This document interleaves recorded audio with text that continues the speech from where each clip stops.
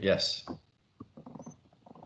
Hey everyone, thank you so much for joining us today. We wanted to give you a quick update on the market and also what's going on inside our business.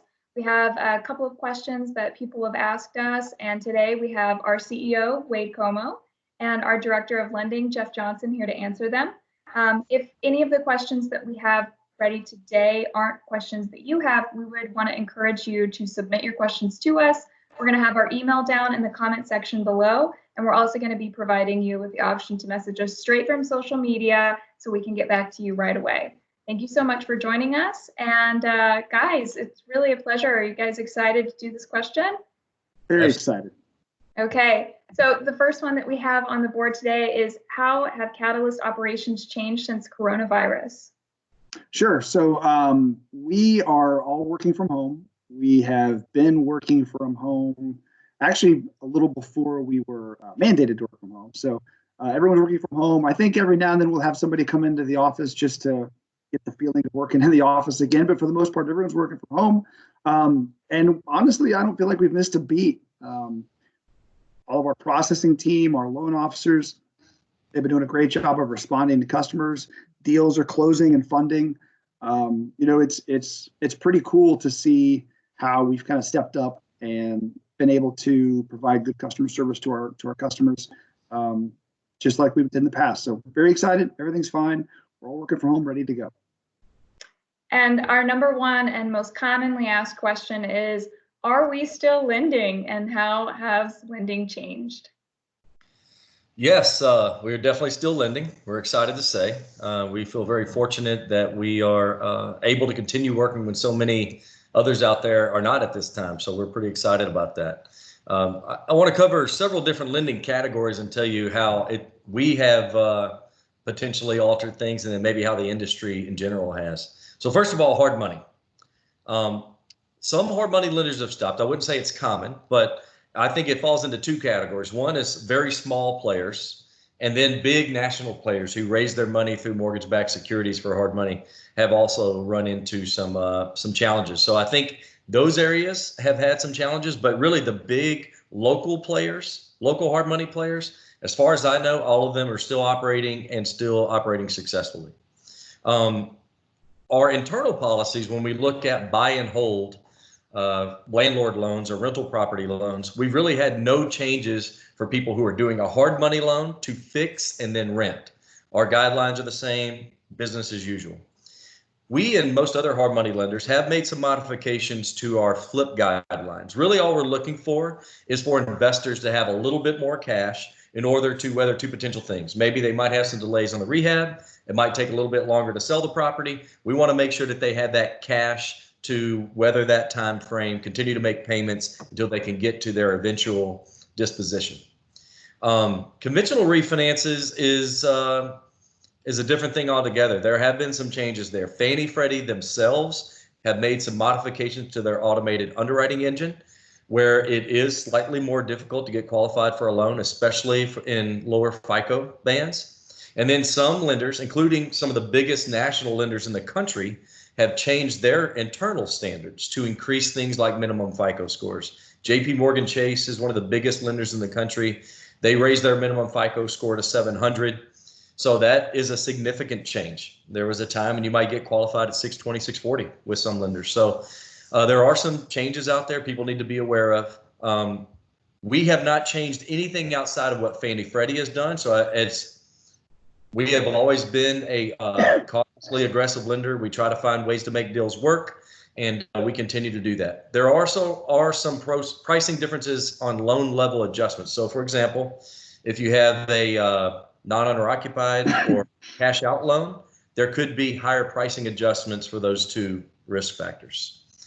Another category is what's called non-QM or non-qualified mortgages. Those are mortgages not backed by Fannie, Freddie, FHA, something like that. So this was an entire industry primarily built around lending to people on non-owner occupied loans. And that has almost gone away completely. It's really, really amazing. There are very few lenders in that category still providing non-owner occupied loans outside of conventional products on a national scale. And they have, the ones that are operating have much lower LTVs, significantly higher pricing, and more strict guidelines overall. On a side note, we do have a non-qualified mortgage product. It goes down to a 500 FICO. No income documentation is required. Pretty flexible product overall.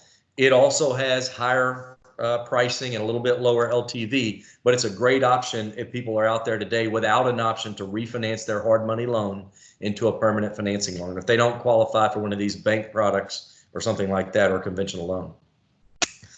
I do want to say that we've expanded actually our bank-oriented partnerships. So we have even more products, and some of them are highly competitive. So you should reach out to us. We do the hard money like we normally would. We can put you into a long-term mortgage after that, and it's something you should definitely check out. We have some great long-term 30-year fixed type options, 25-year fixed type options. It does require a much higher FICO score, and it requires more money and more income, or one or the other at a significant level, but we do have those options available.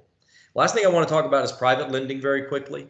There are still a lot of private lenders out there, but we have seen a lot of them stop or alter what they're doing. There's never been a time in our existence as a hard money lender where we've had as many people come to us and say, hey, our private lender is no longer doing deals, so we have to find someone new.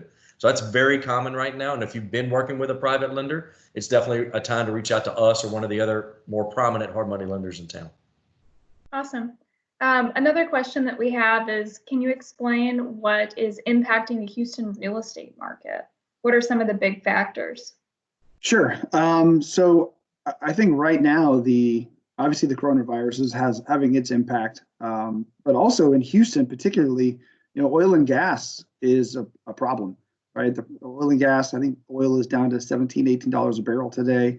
While we're very diversified as a city, a lot more diversified than we've ever been, I think, we are still, as a city, very reliant on oil and gas in that industry. So when it starts to take a hit and we start to see layoffs, furloughs, that is going to affect our market.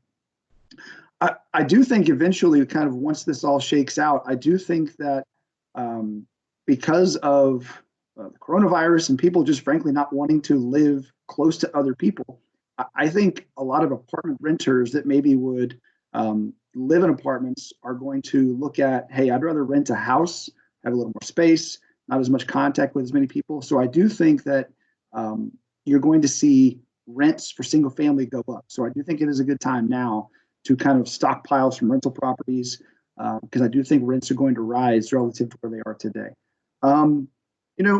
Historically, it's still a very good market, Houston. If you look at us versus the rest of the country, the affordability index is great. You can buy a lot of house relative to your income, and there's other factors that go into that, but it's still a really good place to buy real estate. Anecdotally, if you look at the HAR report that came out in March, believe it or not, March of this year was better than March of last year, which I was shocked. I don't know the exact date of when the coronavirus started impacting things, but it was certainly had some impact in the last part of March, but yet we still had a better March than last year. So I think April will be, I'm really interested to see what comes out in April, to see if it's close, a little better, or a lot worse. I don't know. But at least for March, things look good. We'll definitely do another update for April then, once that's out. Yeah. Oh yeah, absolutely. So Wade, how about you take this one? As the stock market continues to suffer, why is investing in real estate a viable option? I've always been a big believer in investing in real estate. Been doing it for some time in another division of our company. The reason I think it's great is, one, it's a tangible asset. With the stock market, I have money in the stock market as well. It's just a little bit more difficult for you to really gauge the assets that you hold. Like incidents like Enron and others, sometimes people are not completely honest. Company owners are not completely honest on what's going on within their company. A home is different. You can inspect it yourself. You can walk through it. You can pay qualified inspectors to look at the home. You can touch it and feel it, and you know that it has some value. You know that it's not falling apart, and that's a big deal. also with stocks, candidly, sometimes you don't make a dime until you sell it, right? So there's no income until a later date, and sometimes it goes down in value. With real estate, it often goes up in value. Throughout Houston's history, it's been a relatively steady trend. Last few years, until recently, with coronavirus, we don't know what's going to happen yet. But the past 10 years have been fantastic. Great increases in Houston real estate, and you get cash flow every month. So for a lot of great reasons, real estate is a viable option. But right now, I do think maybe more than in some time, because homes are discounted more than what they were a few weeks ago or months ago, there are opportunities that we may have not seen in the past. I'm not saying the discounts are huge, because I don't believe the issue to be a huge issue that's super long lasting, but there are discounts, and smart, intelligent buyers, if you can pick up some extra percentage points of immediate equity capture and greater cash flow, it can really make a difference in the long run. And smart investors are taking advantage of that right now. Awesome. Thank you, Wade. Jeff, what are you seeing from investors? Are people still buying single and multifamily properties? Oh yeah, for sure. Like Wade said, we are a lending company, but we're also a real estate investing company, and we had a great couple of weeks. We were buying a good number of properties since this happened. We've had plenty of borrowers that are doing lots of deals. I think you fall into two categories. I think you'll have people that maybe are fearful or maybe newer. We talk to them, say, hey, what's going on? We have some, are you looking to invest? And a lot of times they say, no, not right now. They're a little skittish, from what's going on, which is understandable. I get it. But there are some that are not. They see this as a huge buying opportunity, and they are buying multiple properties. So as to where maybe we had a lot more buyers buying one at a time, we have fewer buyers, but we have those buyers buying 2, 3 at a time. So certain people, they fall into two classes. Either they're a little nervous and they don't want to jump in, or they see this kind of similar to 2009 and 2010, when a lot of people that you meet them today, the ones that have big rental portfolios, they'll tell you they found their best deals in times of crisis. So those guys that are confident are buying up a lot of properties. So we're definitely seeing deals come through for sure. Great, thank you. Mhm. So interest rates have been continuously changing. We've been seeing it in the news. Everybody's talking about it. It's hard to keep track. What advice would you have for investors to take advantage when the rates are low?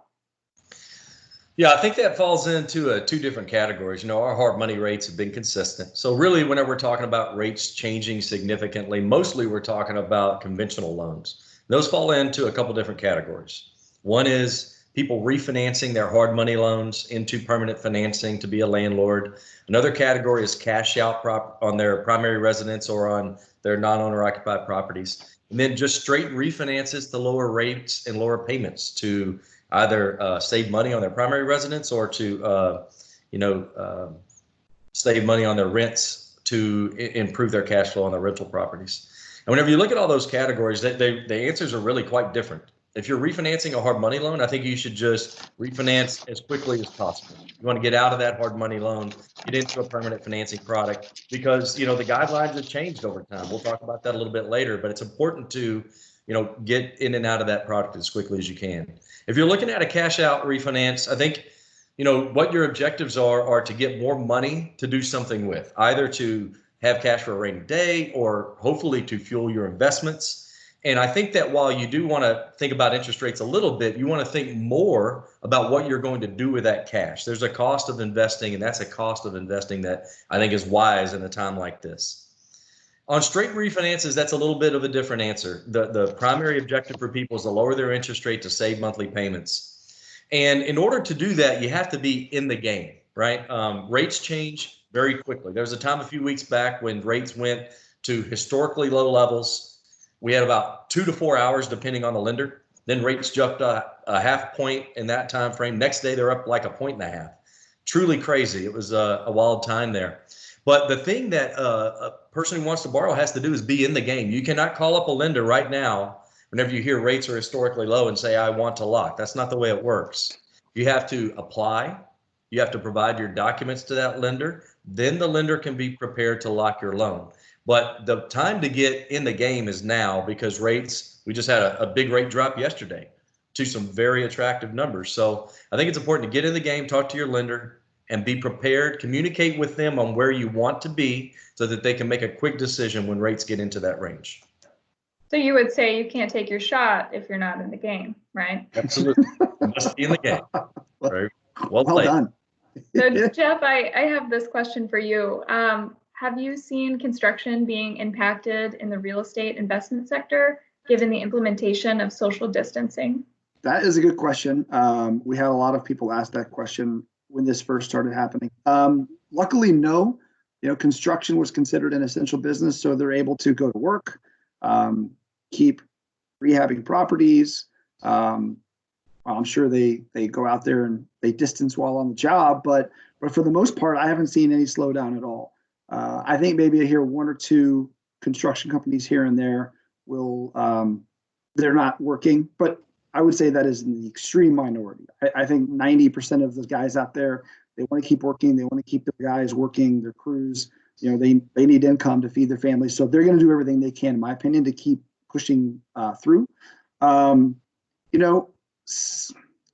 would say some investors, they still want to get a little safety net because we have a buy and hold product. It's a 60-day product where it's a reduced interest rate, and then the rate goes up after that. And a lot of people ask, hey, what are we doing with that product? Well, honestly, the construction guys are working at a good pace, so it's really not an issue. But if you really want to make sure that that's not going to happen, and you're nervous about it, you can basically say, okay, I'm not going to do the low rate for 60 days. I'm going to pay a little bit higher rate, but it's going to be the same throughout. So you don't have to worry. You don't have the stress of, hey, day 61, my rate's going to go up. It really hasn't been much of a problem at all, to be honest with you. Actually, I've seen a couple of bids come through from normal contractors that are a little bit cheaper than what you would expect. I think they're things are a little slower, so they're trying to keep busy, keep their guys paid. So you might actually be able to get some work done for a little bit cheaper than you would otherwise. It's good news. Good. Yeah. Yeah. So in other news, Greg Abbott announced the reopening of Texas today. Wade, how soon do you think business operation and the real estate investment sector will go back to normal? Well, I don't think that business operations are going to be normal for some time, completely normal. Now, that doesn't mean that they can't be effective. That doesn't mean that people can't more easily start providing for their families. But I think until we have a vaccine or some documented, very effective treatment, things are going to be a little different. And I think that that's probably a smart move. But, some things maybe don't have to go back to the same way. Maybe we shouldn't constantly shake hands. Maybe we should wash our hands more often. Those can all be good things that come about because of this, right? But at the end of the day, I do think that Abbott and other governors and our president are smart to try and find a way to come back to work while still being cautious. We can do things differently while keeping two very important things in mind, right? Saving as many lives as possible, but also making sure that people can provide for themselves and their families. And I think what we're going to see over time is that we're going to start to open up retail, restaurants, other things like that. People are going to start to go back to work, but just in a more cautious and intelligent way. And we're going to do it gradually. And hopefully we can intelligently avoid any type of second surge or anything like that. And I'm optimistic about the second half of the year. I think that we're going to see some very positive things in Texas. We've done one of the better jobs of any states thus far in controlling this and in handling the people who are sick and avoiding the most serious of consequences. So I think I and others like the governor seem optimistic about the second half. Great, that's awesome. So Jeff, I have one last question for you. Overall, have you seen an increase in deals? And if so, what kind are on the rise? So the answer to that question is no. I have not seen an increase. It's been a slight decrease. I don't track these things, but anecdotally, my inbox, I think I'm on every wholesaler's list. I get 1 million of them. And I'm getting a little bit less than 1 million these days, but it's a little bit less. It's not a huge drop off. So I think there are fewer deals. I think there's just fewer wholesale. A lot of guys go out and door knock, right? No one's going to knock on doors right now. So, anecdotally talking to one of the agents we do a lot of deals with, she said some of her main wholesalers are killing it because there's just not that much competition out there. So I do think there are a little bit fewer deals, nothing crazy. You can't foreclose right now. At least you couldn't last month. So I think just less opportunities for distressed sellers, so less deals. I do think eventually, once the effects of all of these layoffs do kick in, I do think we're going to see an increase in deals. I think distressed sellers will start to be more open to selling their properties to wholesalers. I don't know when that's going to happen. There's a lot of moving parts with when those types of situations are going to come up, but I do think at some point they will start to increase quite a bit, and you're going to see deals. You probably get them a little cheaper. I mean, right now they're if you ask what the price of a deal is, the cash out of pocket on deals today is probably a little bit less than it was in the past. So if you're looking to get, if you were out of it before and cash out of pocket was one of the reasons why you were not buying, now might be a good time to jump in. But I do think you're going to see a glut of deals sometime down the road because of this. But right now, there's still plenty of deals. Awesome, thank you. And Wade, in summary, do you have any advice for investors? Sure. I think most importantly, take a deep breath and investigate what's going on here locally. I think that, the situation here in Texas, fortunately for us here locally, is better than in many parts of the country. There are some really sad things going on in other parts of the country, but here, we've been fortunate that our local government has done a good job. I think that we're looking at going back to work across the state in the not too distant future.